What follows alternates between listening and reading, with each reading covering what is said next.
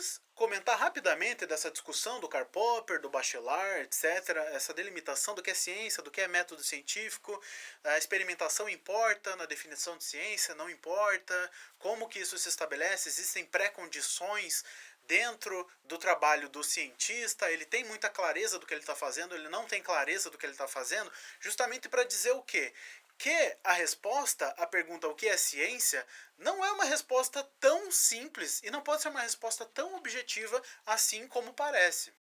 Olá, bem-vindos ao canal Tópicos em História das Ciências. Eu sou a Rebeca. Eu sou o Jorge e nós somos historiadores das ciências.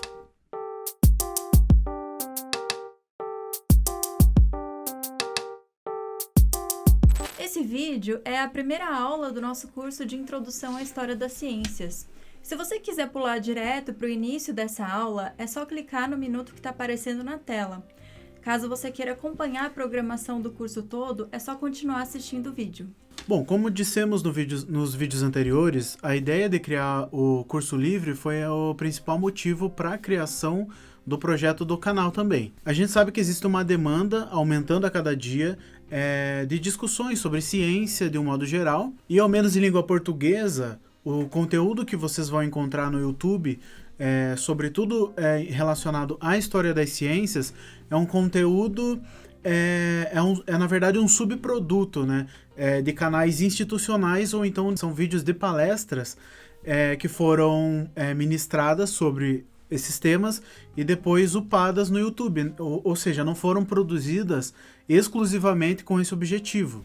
Assim, diante dessa demanda por discussões sobre ciência, a gente acabou tendo a ideia de criar o canal, e também porque nós sabemos que existem algumas discussões da história, da filosofia e da sociologia das ciências que podem ajudar também a entender um pouco desses temas que estão surgindo com muita força atualmente, sobretudo por conta da pandemia que a gente está passando. E por isso a gente teve a ideia de criar o canal e esse curso. A ideia é que os cursos, bem como as outras reflexões e vídeos que forem postados aqui no canal, ocupem uma lacuna no YouTube e fiquem arquivados no canal para quem quiser assistir posteriormente. Bom, a gente precisa começar esse vídeo falando um pouco da estrutura do nosso curso, né?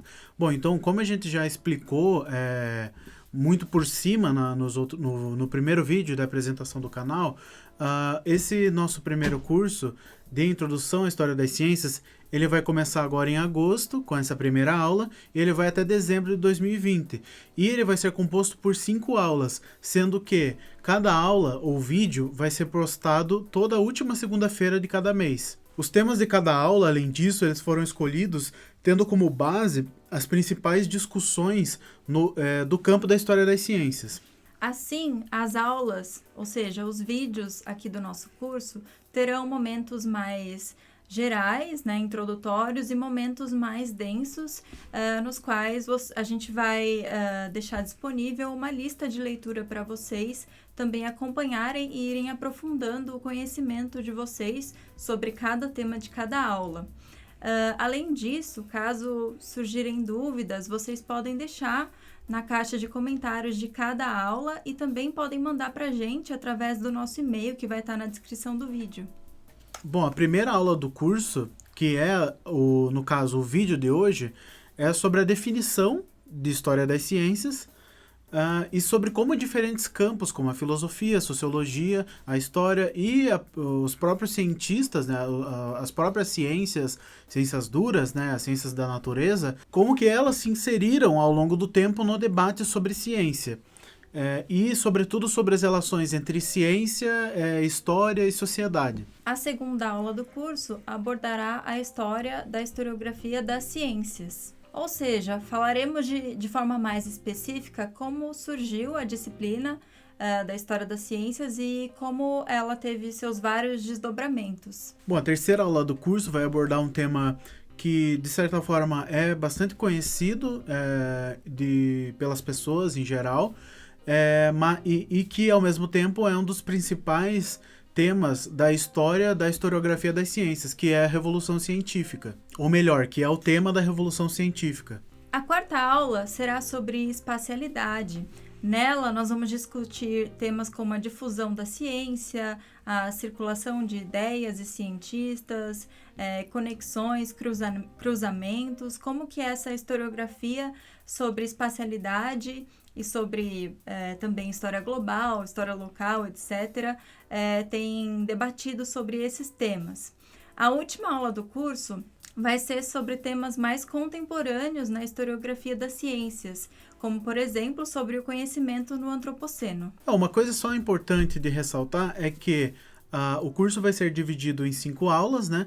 E nós dividimos também, eu e a Rebeca, 2 aulas para cada especificamente, ou seja, eu vou ficar com essa aula e com a próxima aula, ela vai ficar com as 2 próximas após, né, as minhas aulas, e a última aula, que vai ser sobre conhecimento no antropoceno e essa historiografia das ciências na contemporaneidade, vai ser ministrada por nós 2, no caso. Então a gente vai tentar fazer um jogo um pouco mais dinâmico nessa última aula. Bom, então após essa longa introdução, vamos ao vídeo.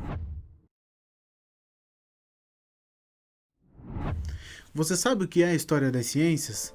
Bom, independentemente da sua resposta, provavelmente eu tenho certeza que você já teve algum contato com o tema, mesmo que seja um contato genérico. Se você fez graduação em História ou em alguma outra ciência humana ou ciências da natureza, é possível que você tenha tido alguma disciplina relacionada ao tema. Se você ainda está no colégio ou lembra desse período, é provável que você tenha tido alguma aula onde foi passado algum documentário que retratava algum evento científico ou então a biografia de algum cientista importante, como Charles Darwin ou Isaac Newton. Mesmo fora do ambiente educacional e formativo, é provável que você já tenha assistido a documentários, filmes ou séries que retrataram algum cientista ou eventos científicos, seja do gênero drama, trash, terror, ficção científica, ou mesmo cinebiografias.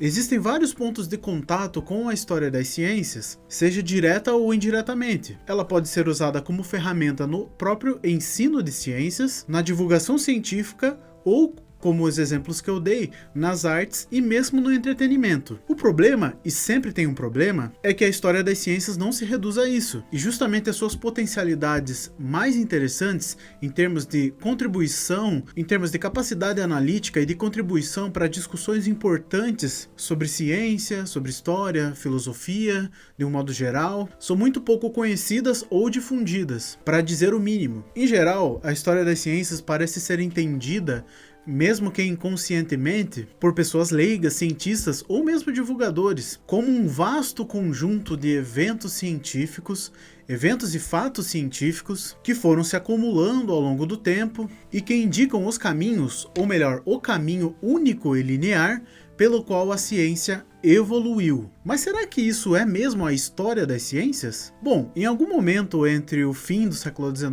e o início do século XX, provavelmente algum historiador das ciências poderia concordar com essa afirmação e dizer que sim, a história das ciências é a história da evolução do conhecimento e da evolução dos fatos científicos, dos grandes vultos da ciência, encarados nesse tipo de historiografia como verdadeiros heróis. Mas o fato é que essa concepção de história das ciências, embora ainda pareça persistir de alguma forma no senso comum, de um modo geral, já foi criticada, modificada e mesmo descartada há muito tempo. Todo esse processo será melhor comentado na próxima aula, que será uma aula sobre a história da historiografia das ciências, ou seja, uma história da disciplina História das Ciências e das suas diferentes modulações, diferentes tipos de escrita e diferentes concepções ligadas a determinados contextos de produção. Um outro problema ainda precisa ser comentado antes da gente responder a pergunta que eu coloquei agora há pouco, né? Ou seja, o que é a história das ciências? Refiro-me aqui a uma pergunta ainda mais básica, porém difícil. Afinal, o que é ciência? Bom, é possível responder essa pergunta de uma forma simples e objetiva, como geralmente se faz, mas que naturalmente leva a uma outra pergunta, ou melhor, a várias outras perguntas. A resposta simples seria mais ou menos assim: ciência é uma atividade ou campo que tem como espinha dorsal a aplicação de um método científico de investigação da natureza. A pergunta mais óbvia levantada após essa resposta seria: o que então é método científico? Mas também outras perguntas poderiam surgir, tais como: a ciência só investiga a natureza? O que é a natureza? Bom, essas questões serão aprofundadas em outras aulas do curso. Na aula de Revolução Científica, por exemplo, discutiremos um pouco melhor sobre o que é método científico e também sobre a objetividade na ciência. Já na última aula do curso, por exemplo, sobre conhecimento no antropoceno, vamos fazer algumas discussões sobre o próprio conceito de natureza. Mas, além dessa pergunta simples e objetiva, existem outras formas de discutir, de debater, de definir e de delimitar o que é ciência. Karl Popper ou Gaston Bachelard, por exemplo, são importantes nomes nesse debate, que também é antigo e que possui uma história bastante densa, constituindo parte do que é chamado de filosofia da ciência, ou de epistemologia, ou também de teoria do conhecimento. Popper é talvez o autor mais citado quando se debate delimitação da ciência, sobretudo na internet. É muito fácil vocês encontrarem algum vídeo de algum youtuber, de algum divulgador, de algum cientista mencionando o Karl Popper e essa questão do método científico para definir o que é ciência. Em 1935, o filósofo publicou o livro The Logic of Scientific Discovery, ou A Lógica da Pesquisa Científica, numa tradução para o português. E suas concepções de ciência, e bem como a sua dinâmica, fizeram parte de um debate na época de publicação desse livro com o chamado Círculo de Viena, de nomes como Moritz Schlick, Rudolf Carnap, Herbert Feige e Otto Neurath. Alguns dos pontos mais importantes das ideias de Karl Popper podem ser elucidados a partir de algumas características principais. Bom, de acordo com o historiador da ciência Hans-Jörg Heimburger, para evitar o problema da experiência no debate sobre o que é ciência, Popper argumentou que esse ponto deveria ser banido da discussão epistemológica. Assim, o filósofo ignorou o problema da indução do método científico, levantando a tese de que uma teoria científica nunca poderia ser provada experimentalmente, mas apenas falsificada. Enquanto que para o francês Gaston Bachelard, que eu citei agora há pouco, o pensamento empírico pode ser alcançado através de uma análise retrospectiva, para Popper, clareza de um experimento científico seria uma pré-condição, ou seja, já estaria dentro das hipóteses levantadas pelo cientista. Para o Popper, o cientista sempre tem uma concepção já pré-concebida, explicitamente, a respeito do que pode ser rejeitado ou falsificado na sua teoria. De acordo com Heimburger, Popper possui uma concepção evolucionária, ou seja, biológica, da teoria do conhecimento, e para esse autor, para esse filósofo, a teoria do conhecimento é sempre uma teoria do crescimento. Bom, se você não entendeu muito bem esse debate, obviamente pode ser que seja pelo fato de eu não ser especialista no assunto ou de não ter explicado muito bem, mas de fato esse debate ele é muito espinhoso e eu não apresentei nem 0,1% dele. Só esse debate sobre delimitação do que é ciência já daria um curso extensíssimo e que a gente não teria como fazer aqui nesse canal, pelo menos não agora. Há a possibilidade de a gente fazer no futuro um curso sobre filosofia da ciência, epistemologia e as suas relações com a história das ciências, mas isso também vai depender de existir ou não uma demanda para a discussão desses assuntos tão complicados. Eu quis comentar rapidamente dessa discussão do Karl Popper, do Bachelard, etc., essa delimitação do que é ciência, do que é método científico, a experimentação importa na definição de ciência, não importa, como que isso se estabelece, existem pré-condições dentro do trabalho do cientista, ele tem muita clareza do que ele está fazendo, ele não tem clareza do que ele está fazendo, justamente para dizer o quê?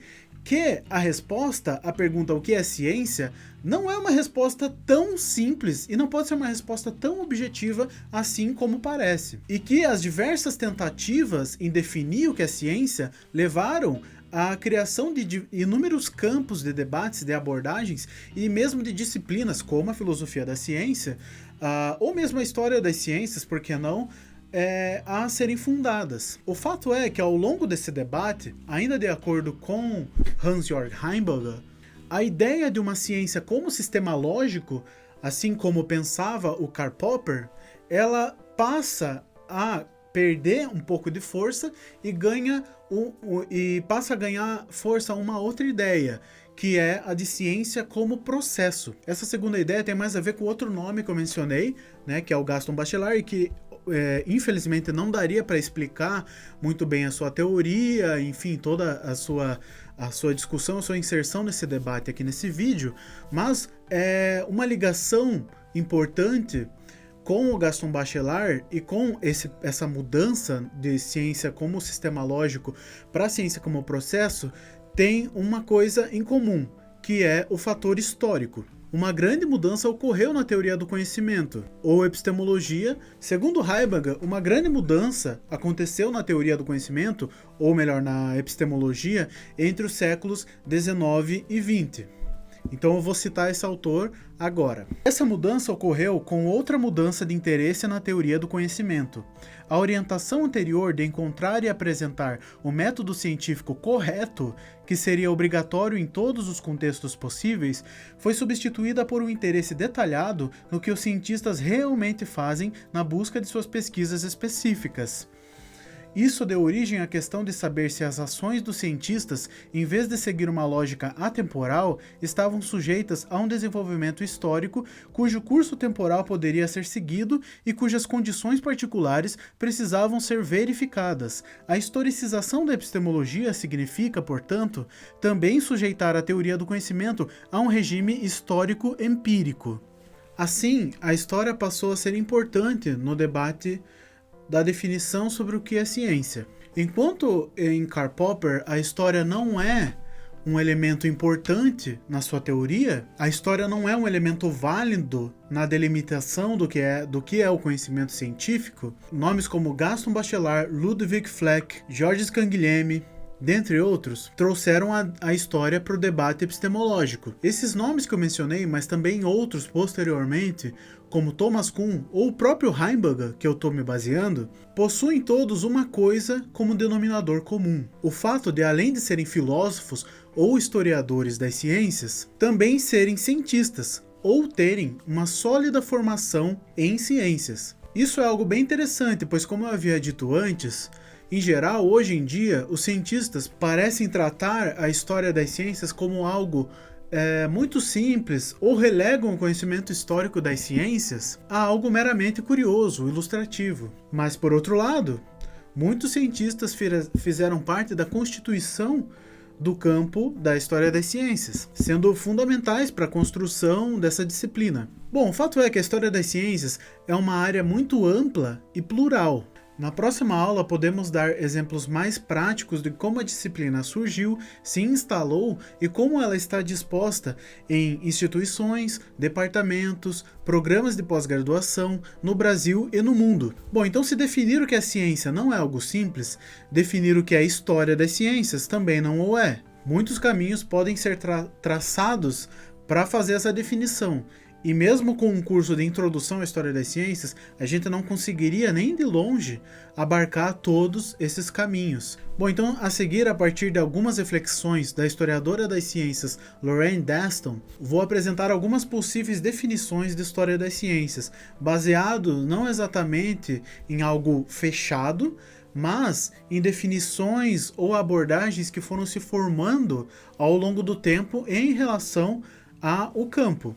Reforçando, então, na aula que vem a gente vai apresentar essa história da disciplina, né? A história da historiografia das ciências. Bom, só lembrando a vocês, se vocês puderem, se vocês ainda não tiverem inscrito, estão gostando do canal, dos conteúdos e do curso, se inscrevam no canal, ativem as notificações, curtam o vídeo, compartilhem com seus amigos e se vocês estiverem interessados em mais conteúdo a respeito de algo mais específico, vocês podem comentar, vocês podem sugerir pra gente. A gente pode pensar na possibilidade Como falamos em outros vídeos, os cursos livres eles serão anuais, então a gente pode pensar na possibilidade de fazer cursos mais voltados para o interesse de quem estiver assistindo o canal, né? Falar de algum autor específico importante para o campo da história das ciências ou para algum campo que tenha alguma conexão, ou falar de algum tema que precisa, ou melhor, que tem uma demanda, uma carência maior para debater. Então, a gente vai ouvir sempre vocês, se inscrevam no canal e vamos continuar então com essa aula. Segundo a Lorraine Daston, existem 3 escolas historiográficas que, pelo menos desde a década de 70, 1970, vem se desenvolvendo e ganhando mais campo em relação à história das ciências. Essas escolas são a escola filosófica, a escola sociológica e a escola histórica. Então vamos às especificações. A escola filosófica, de acordo com a autora, enxerga o desenvolvimento das ciências como uma fonte para se fazer filosofia de outras formas, mostrando a emergência ou desaparecimento de conceitos, como por exemplo o conceito de natureza, pondo em evidência a sucessão de sistemas metafísicos ou de quadros epistemológicos em determinados períodos históricos. Para essa escola filosófica, então, a história das ciências é a história das ideias que mudaram o mundo. As ideias, então, dentro dessa abordagem, elas são os próprios atores históricos. Elas são aquilo que conduz os combates. Os historiadores dessa tradição tenderam a centrar sua atenção sobre as teorias científicas, mais do que sobre a observação ou a experimentação, e sobre as interações das teorias científicas com outros sistemas de pensamento, particularmente a filosofia e a teologia. Um autor exemplar dessa história, desse tipo de abordagem, seria o Alexandre Koyré, e sobretudo seus estudos sobre Galileu e sobre Newton. E é importante destacar, a Rebeca vai falar na aula sobre a Revolução Científica, mas o Alexandre Koyré, por exemplo, ele foi o historiador responsável por cunhar o termo Revolução Científica. Então faz muito sentido pensar nessa coisa da sucessão de sistemas metafísicos e de quadros epistemológicos. Então isso é muito forte para essa abordagem. Bom, a segunda escola, então, que é a escola sociológica, ela tem como foco as estruturas sociais na atividade científica. Essas estruturas elas podem ser microscópicas, como o que conduz um cientista de um laboratório a outro, ou como os mecanismos que fazem parte dentro da dinâmica da ciência, da produção de um artigo científico, ou então macroscópicas, como elementos ou condições que propiciam, por exemplo, a publicização de um conhecimento científico, ou mesmo a viabilidade dele, né? Financiamento, instituições políticas, econômicas, etc. Então, para essa escola, a ciência é uma instituição chave na sociedade. E assim como outras instituições sociais, reflete a distribuição social dos poderes e a produção de significações culturais. Bom, é importante destacar que essa escola sociológica, ela não é nada homogênea. Então, na definição de Daston, fazem parte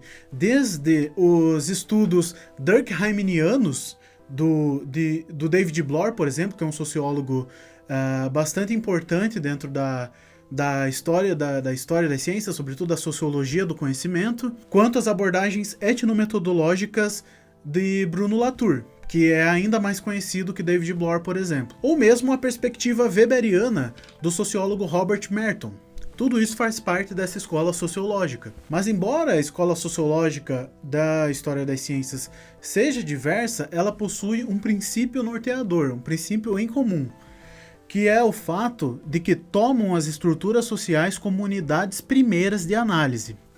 Bom, então, assim como a escola filosófica, a escola sociológica tem como primazia o que é estrutural, né? E não possui, por conta disso, interesse por biografias particulares, por contingências locais e pelos elementos singulares das histórias das ciências. Bom, então, por último, Daston define o que ela chama de escola histórica. Essa escola histórica de história das ciências, ela pode ser definida justamente pela atenção ao singular e ao contingente, ou seja, ao local também, que é justamente o que as duas outras escolas não se preocupam, digamos assim. Daston cita alguns trabalhos que fariam parte dessa escola, como o estudo das controvérsias relacionadas à bomba a vácuo na Royal Society de Londres entre 1660 e 1670, que foi estudado sobretudo pelos historiadores das ciências Stephen Shapin e Simon Schaffer, e outros estudos específicos, como por exemplo a relação entre agronomia e química orgânica no laboratório de Justus Liebig em 1840, ou então a emergência das técnicas de fabricação de imagens na física de altas energias no período do pós-guerra. Enfim, são temas bastante específicos, são bastante locais, são bastante contingentes. Vamos à citação da Daston. Para os defensores da escola histórica, essa primazia do local é uma questão de princípio.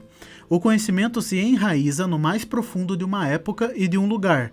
Ele emerge na confluência da rede, densa, mas circunscrita de maneira extremamente precisa, que forma todo o contexto particular, caracterizado por categorias de pensamento, uma cultura material, um campo de forças políticas e institucionais e toda uma série de interesses pessoais. De acordo com a Daston, essa escola se caracteriza também não só pelo estudo das teorias, mas pelo estudo das práticas científicas, como os instrumentos presentes nos laboratórios, os protocolos de observação de campo, gêneros e convenções literárias na escrita científica e, sobretudo, com muito trabalho de arquivo. Daston ainda aponta algo muito importante. Todas essas três diferentes perspectivas contribuíram imensamente para o avanço dos estudos do campo da história das ciências. Assim, escolher uma ou outra seria contraproducente, não seria algo muito pertinente. Todas essas abordagens, elas possuem limitações, e é justamente por isso que recusar uma em detrimento de outra é um pouco perigoso. Eu cito Daston. As escolas filosóficas e sociológicas não podem satisfazer as exigências da prova empírica, que é a questão particular da escola histórica. A escola histórica não pode explicar como o conhecimento engendrado em um contexto bastante local pode se tornar universal e se generalizar de um contexto a outro. As reflexões de Daston são muito interessantes. Nesse texto, que está baseando essa minha parte da aula, ela continua refletindo sobre diferentes visões de história das ciências, ou melhor, os diferentes modos de se fazer história das ciências, e apresenta um programa alternativo, que é o que ela chama de Historical Epistemology. Bom, para essa aula eu acho que não vale continuarmos seguindo a Daston nesse texto dela, porque ela vai aprofundar ainda mais essa discussão sobre o que ela chama de Historical Epistemology. A gente pode futuramente fazer um curso ou um vídeo sobre isso, sobre essa abordagem da história das ciências, mas para esse vídeo não é o momento. Só é interessante destacar que esse programa da Daston, que é o mesmo programa do Heimberger e de autores como Jürgen Hahn, também é situado. Embora o termo epistemologia histórica remeta a uma tradição francesa de autores como Georges Canguilhem, de acordo com o filósofo Pierre-Olivier Métaux, eu cito: o rótulo epistemologia histórica foi organizado em meados da década de 1990 para chamar a atenção para novas abordagens da história e filosofia da ciência. Atuou como um conceito orientador para uma variedade de projetos de pesquisa filosófica e histórica combinados e conduzidos no Instituto Max Planck para a História da Ciência em Berlim. Bom, esse breve mapeamento de diferentes abordagens de se fazer diferentes modos de se fazer história das ciências, ele não exatamente define o que é a história das ciências, mas ajuda a mostrar como o campo é plural, complexo e se desenvolveu na relação entre a história, a filosofia, a sociologia e as próprias ciências naturais. Eu poderia ter usado aqui milhares de outros autores como exemplo ou como base para construir essa aula. Optei por esses mencionados não só pela minha familiaridade com esses autores, no meu próprio trabalho de pesquisa, mas por achar que eles são bastante atualizados e completos. A próxima aula irá jogar mais luzes sobre a definição do que é a história das ciências, na medida em que a proposta será apresentar uma história da disciplina História das Ciências, como eu já mencionei nesse vídeo em alguns momentos. Na aula que vem, então, nós vamos comentar diferentes abordagens e como elas foram se modificando ao longo do tempo e constituindo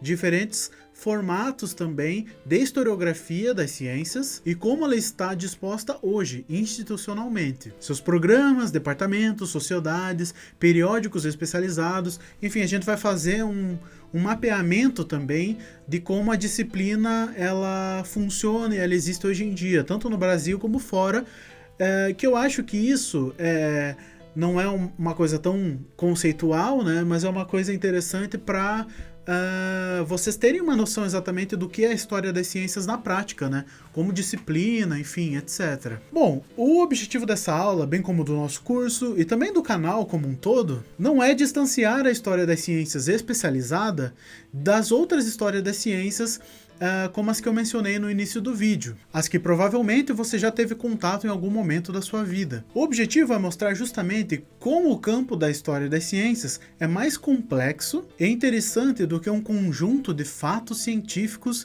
que evoluíram ao longo do tempo. E o nosso objetivo também é apresentar, discutir, debater com vocês o que, em termos de contribuição, a história das ciências tem a oferecer. Bom, espero que vocês tenham gostado da primeira aula do curso de Introdução à História das Ciências.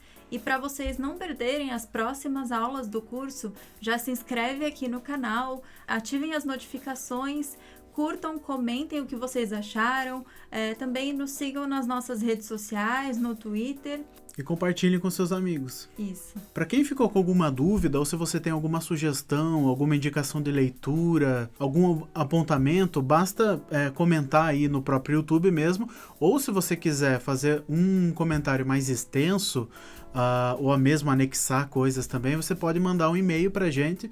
O nosso e-mail ele tá na descrição do vídeo. E a gente vai estar disposto a te responder com certeza, até porque a proposta é que seja um curso livre, né? Então, como curso, ele tem que ter sim um feedback ao longo desse processo. Bom, então até a próxima aula. Eu espero que vocês também consigam aproveitar a lista de bibliografia que a gente for deixando nas descrições, né? No caso, na descrição dessa primeira aula. E por hoje é só, então, gente. Até a próxima aula. Um abraço. Um abraço e até logo.